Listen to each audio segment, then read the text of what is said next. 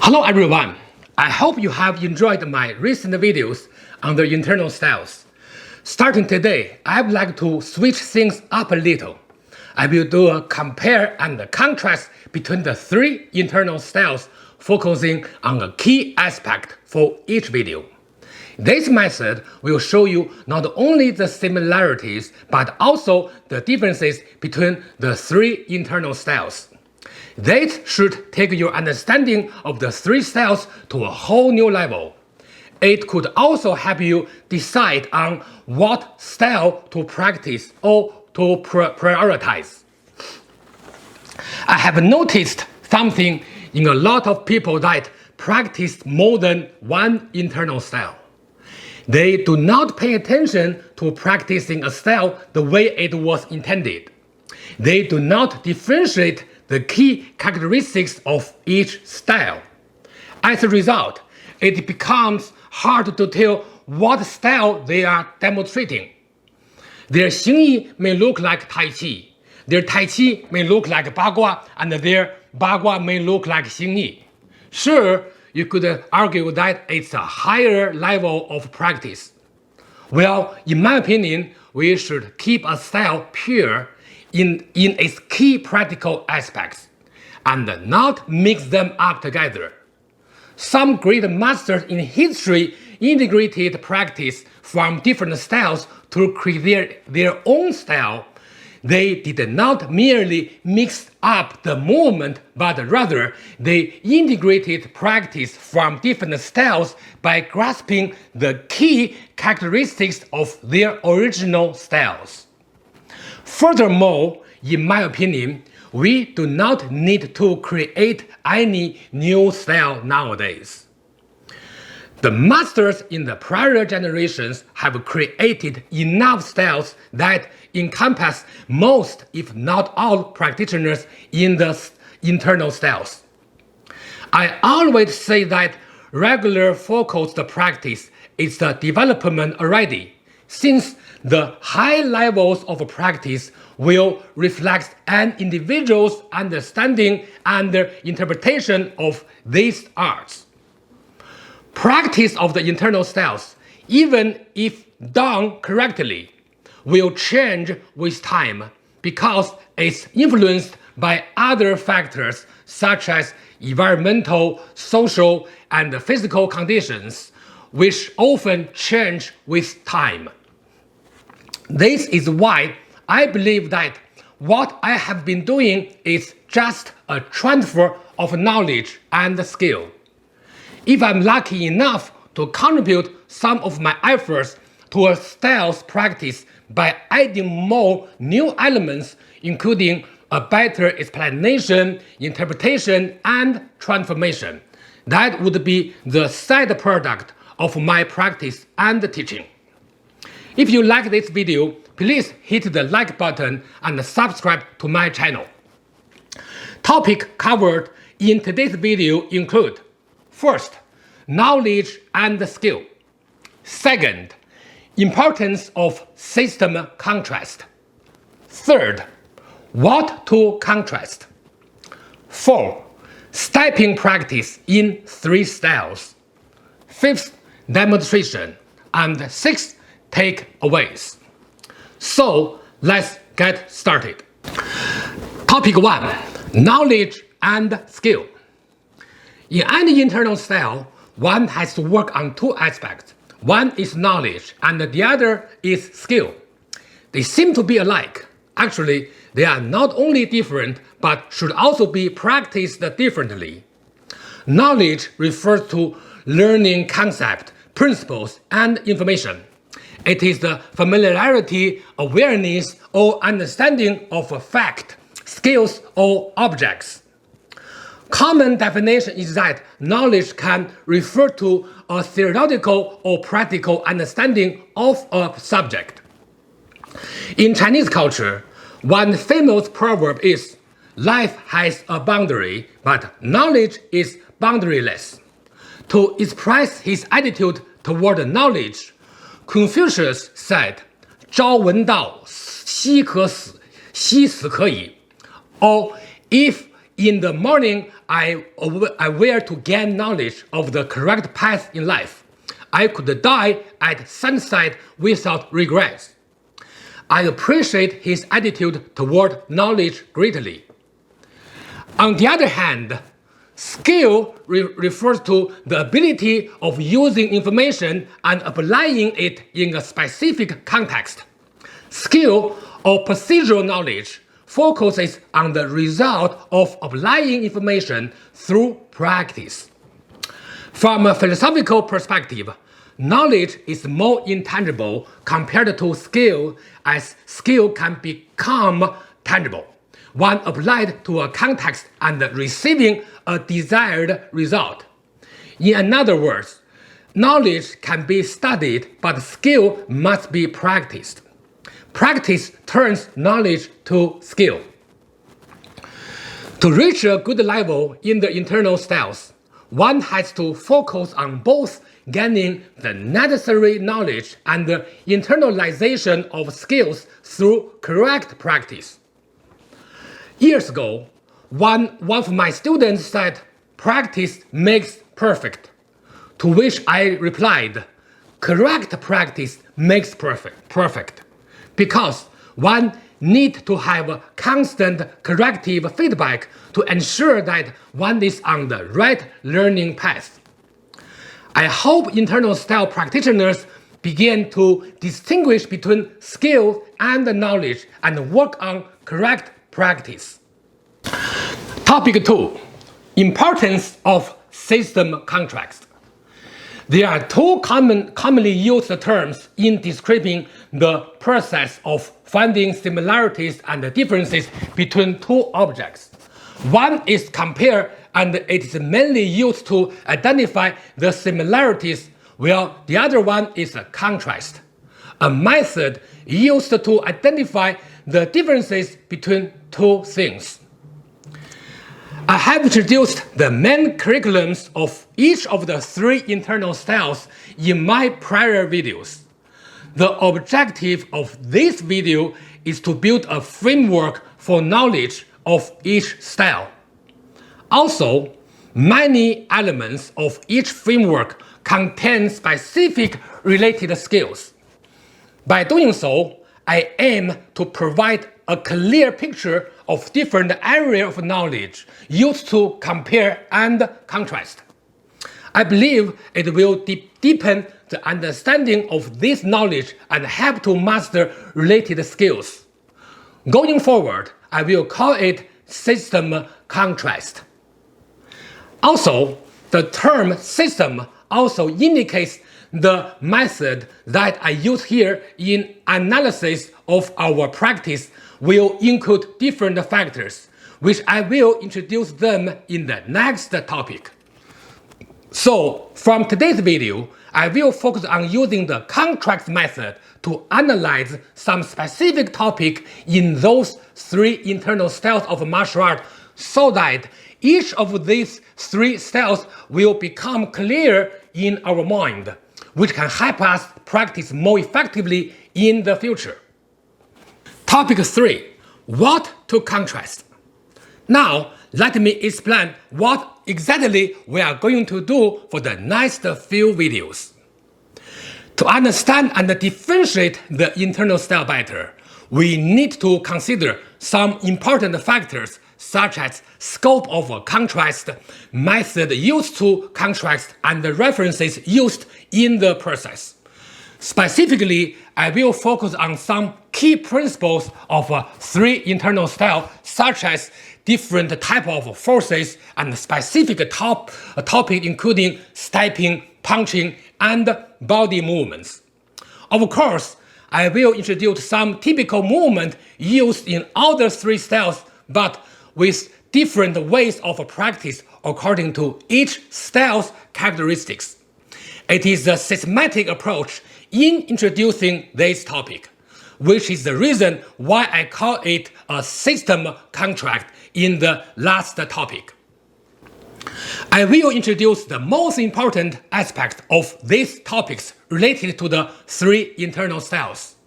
To have a better result, I would like you to contribute some topics so that I can make the contrast more specific. Now, let's discuss the first topic to contrast. It is the stepping principles used in Xing Yi, Bagua, and Tai Chi. Topic 4. Stepping practice in 3 styles. If you have not watched my video introducing stepping practice of the 3 internal styles, I recommend you check them out first and then come back to this video. I would like to say that each style has its unique stepping method. Since we are contrasting between the styles, let's focus only on their differences in this video. I created 3 proverbs to describe the stepping practice in the internal styles based on years of practice and teaching. I always emphasize them while teaching. I will say them in Mandarin first, then translate them to English. In Mandarin, 形意长进寸根 Tai Chi 快收慢出 Bagua 里搓外捻 In English, 形意 front foot long step forward, back foot follows an inch. Tai Chi, front foot withdraws fast, but steps outward slowly. Bagua, inside foot slides, outside foot grinds. Now, let me elaborate these words. First, front foot long step forward, back foot follows an inch. This is the key principle in Xingyi practice. In my previous Xingyi stepping video, I introduced the front foot stepping method already. However, many people have trouble with their back foot stepping. Very often, their front foot steps fast, but their back foot stepping is too slow. As a result, it seems that one drags the back foot forward instead of stepping forward. It is a very common mistake caused by the slow stepping movement of the back foot. When I was a child, in Tianjin, if one's back foot stepping was too slow, people would tease them saying stepping like a cricket in winter. Because in winter, cricket would die soon. Before its death, a cricket would walk very slowly, dragging its main legs on the ground. People use this imagery to criticize the wrong practice of Xingyi's back foot stepping. So, in the sentence, the word 寸 or inch stepping does not mean physically moving forward an inch. In Chinese, especially in Xingyi classic documents, 寸 also means fast. 寸 is also used to describe speed in addition to distance.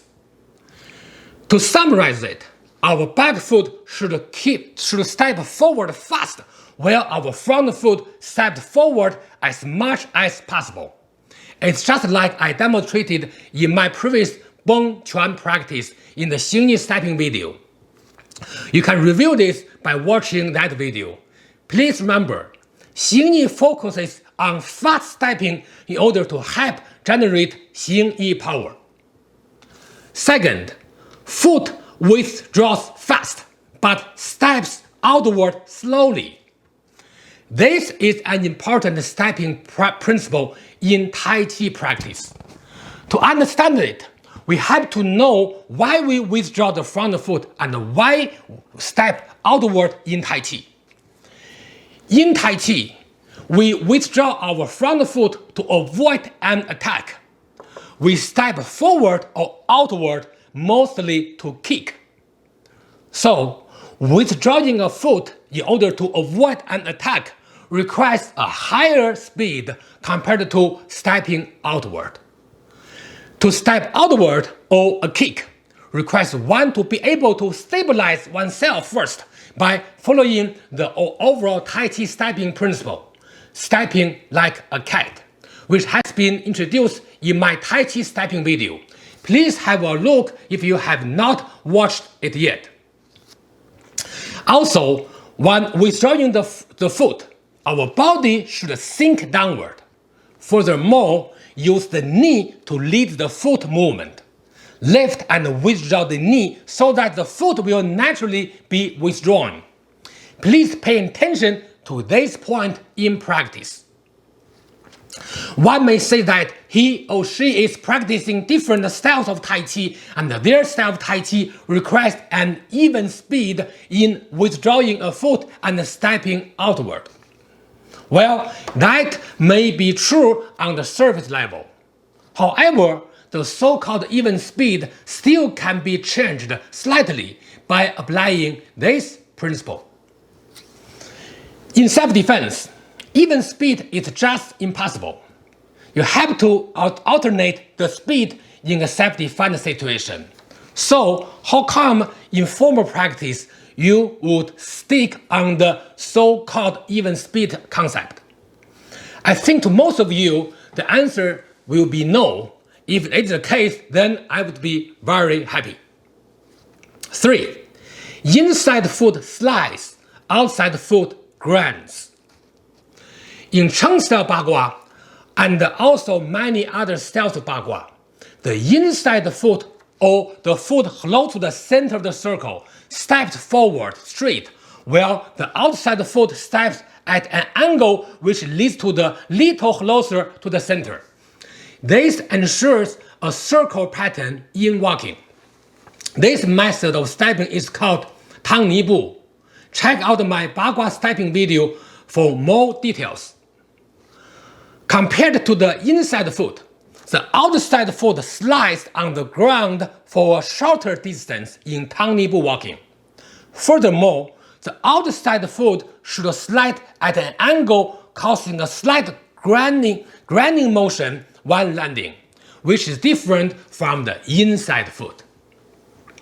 This principle can be applied in Cheng style natural stepping as well. By doing so, it would be much easier to generate the power through walking in Bagua. I believe this small detail will make a big difference in your practice. I remember one sentence that my grandfather told me years ago, paying attention to details. He said, "Any practice is the accumulation of details." And some of my other teachers also said the same. I shared with you today to express the importance of details in practice. Topic 5. Demonstration. Today, I'd like to choose one movement from each style in order to demonstrate these stepping principles. To integrate 3 principles into your practice, like I mentioned in my previous, you can just memorize these terms first, and then, more importantly, you try to apply these principles in your practice. Practice is the key procedure to turn knowledge into skill. For the xingyi stepping, our back foot should move fast and the front foot step longer step or step further. For example, here, fast, or even in the P Chuan. So move fast. To the Tai Chi movement, let's take 2 examples. First of all, let's say single whip from here. 1, 2, then fast, then slow. Right. Then to the second movement of the Chen style, from here, 1, then fast, then slow. Right? Slow. To Bagua practice that our inside foot with mud step walking, we slide a little bit further, then back foot have grinding motion. You see, further, then grinding motion, further, then, right? So differentiate the different stepping method in the 3 internal styles. Topic 6. Takeaways. First, knowledge and skills are different aspects, and we should treat them as such. Topic 2.